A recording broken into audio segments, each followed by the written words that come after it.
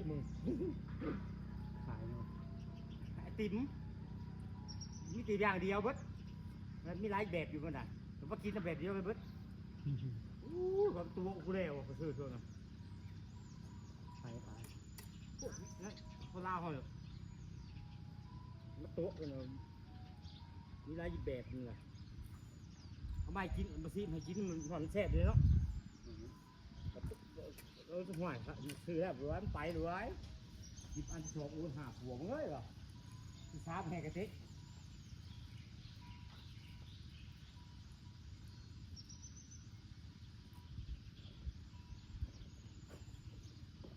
เรื่องใบไปเพื่อไปใบเพื่ออยู่นะเดี๋ยวจินักพ่นก็ไม่ได้ดินเนี่ยที่มันนี่มันพักก็ออกเขา มั ไม่ น ได้ พัก เจ็บ ก็ออกมันได้ใหญ่เนาะจะคอยไปใบหรือว่าชับเบิ้ลเขาบอกนี่แต่กำลังขึ้นใหญ่เนี่ยป้าสับสีนาปลูกพี่แห้งกำลังงามกำลังออกยอดงามจ้าพี่น้องจ้าสบายดีจ้ะพี่น้องกำลังออกยอดงามพี่น้องนี่เอากาทางหญ้าแล้วก็พูนดินพี่น้องพูนดินแล้วก็เอาเพื่องมาปกเพื่องกับไปเอาเพื่องมุนนี่แหละพี่น้องเพื่องมุนคักๆได้เป็นเพื่องแบบว่าเพื่องมันมุนใส่กับขิงงูวานนะกลายเป็นได้ฝุ่นเป็นน้ำเลยเดี๋ยวจะไปขนเอาเพื่องก็เด้องานตากแดดหน้าดำกระช่างมันไม่สวยกระช่างมันหน้าบริทาฮดกันแดดซ้ำดำกระช่างมันนี่พี่น้องใส่เฟืองได้1 ล็อก2 ล็อกเฟืองนะคักเป็นเฟืองหมุนไปหุบมาอยู่สวนอ้ายแหละมีฝุ่นผสมพร้อมนี่พี่น้องมีฝุ่นผสมพร้อมเฟืองนะคะฟางนะคะนี่ผู้ก็จะถมไปพูนผมไปหดผู้ไปหุบเฟืองมาเมื่อยหลายเตอะพี่น้องทางก็เป็นผลทางข่อยก็เป็นคนหุบเฟืองมาใส่เฟืองมาใส่มันงามนะพี่น้องดอยหญ้ามันขึ้นเปิดก่อนเฟืองมันหลายก็สิใส่พวกเงาไม้นี่พร้อมเห็ดเป็นคันคูเขาสิใส่ฝุ่นตรงกลางพอใส่ตรงเงามันโดยตรงแล้วให้หากมันลามไปกินนะพี่น้องใส่ตรงเงาโดยตรงมันสิเปื่อยต้นไม้เรากำลังเริ่มสวยเมื่อยแล้วพี่น้องเห็ดสวนนี่คันบ่เห็ดขัดไอเดียล้อก็บ่ได้กินนะคะปลาดต้องเห็ดต้องมั่มพี่น้องใส่ปุ่นใส่ปุ๋ยบ่ได้ขาดหัดปลูกทิมบ่ได้กินดอกคือหมากไม้นี่ต้องปลูกแล้วก็ตีแหละนางนะต้องอ้อมอิฐต้องใส่ปุ่นใส่ปุ๋ยบ่ให้ขาดความงามเขาปลูกมันแล้วเขาก็ต้องแพงมันเนาะพี่น้องอันนี้กำลังออกยอดจะหน่อยกระสัดวงแล้วนี่มากระเทาะกระทัน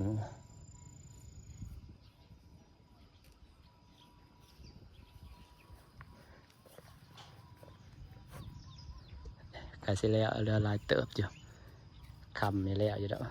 ทางยากเนาะมันแข็งเนาะมันจะแข็งมันจะทางยากทางยากมันจะแข็งไปเอาขี้อีกประมาณ1 เดือนมันก็จะเขียวเต็มเลยดิพี่น้องเสือป่ะอีก1 เดือนนี่เขียวเต็มเลยแน่นอน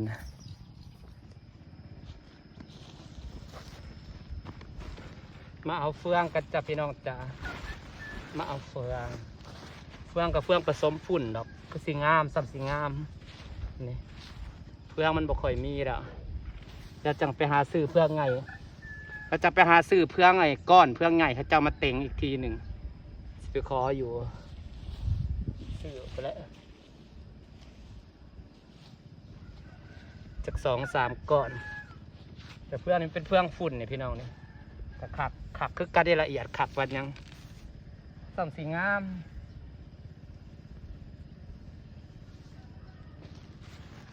ขักอันนี้เฟืองนะพี่น้องซ้ำสีงาม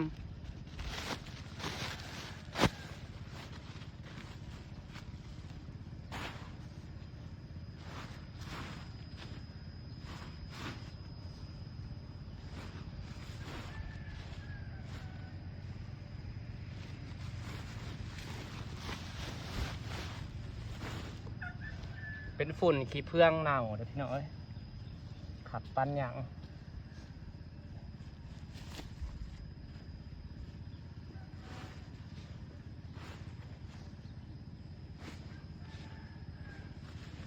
กำลังสิเปื่อยเบิด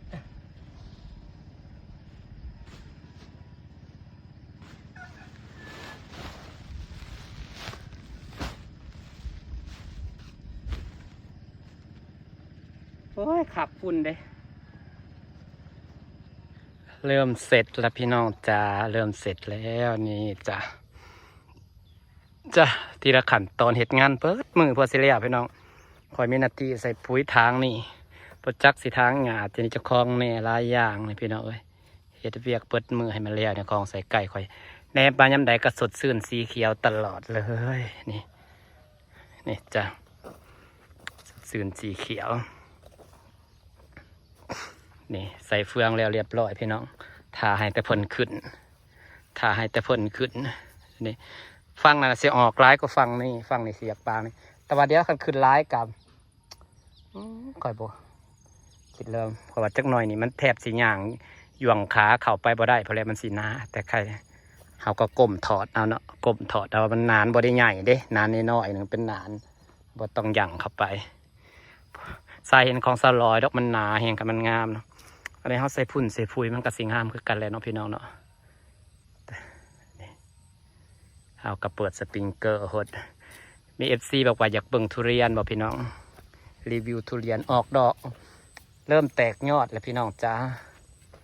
เริ่มแตกยอดแล้วนี่เด้เริ่มแตกแล้วนี่เห็นบ่ยอดเพิ่น FC มารีวิวทุเรียนให้ดูหน่อยติดหรือเปล่าพะล่ามันกำลังเริ่มแตกยอดพี่น้องนี่ออกยอดแล้วกระสิติดตอนนี้ยอดเริ่มออกตามลำต้นแล้วนี่เห็นบ่อีกประมาณหนาสีเขียวอยู่ดูผลถาเบิ่งผลลัพธ์อาจจะเป็นอะไรแต่เริ่มแตกยอดแล้วแหละขอให้ค่อยปลูกทุเรียนสำเร็จที่ค่อยหมักกินแห้งกินปูเดียวละโลหนึ่งกระเบิด2 โลกระเบิดนี่ต้นอันนี้ค่อยกำลังเริ่มงามพี่น้องพอปีนี้ทำไปได้เอาหมากไว้ไปได้เอาหมากไว้ถ่ายต้นมันขึ้นงามให้มันเป็นต้นใหญ่ก่อนต้นทุเรียนออกยอดแล้วพี่น้องออกยอดแล้วใส่เบิ้งเห็นไหมต้นนี้แห่งออกยอดคักต้นนี้แห่งออกยอดหลายกว่าต้นก่อนต้นนี้ออกยอดหลายแห่งออกยอดตามลำต้นจะหน่อยกับเขียวแล้วพี่น้องนี่ฟังนี่นะต้นมันอยากใหญ่เนี่ยแล้วพี่น้องต้นดอกกระเจียวนะเห็นปะนางน่ะปลูกทีเติบได้ปลูกที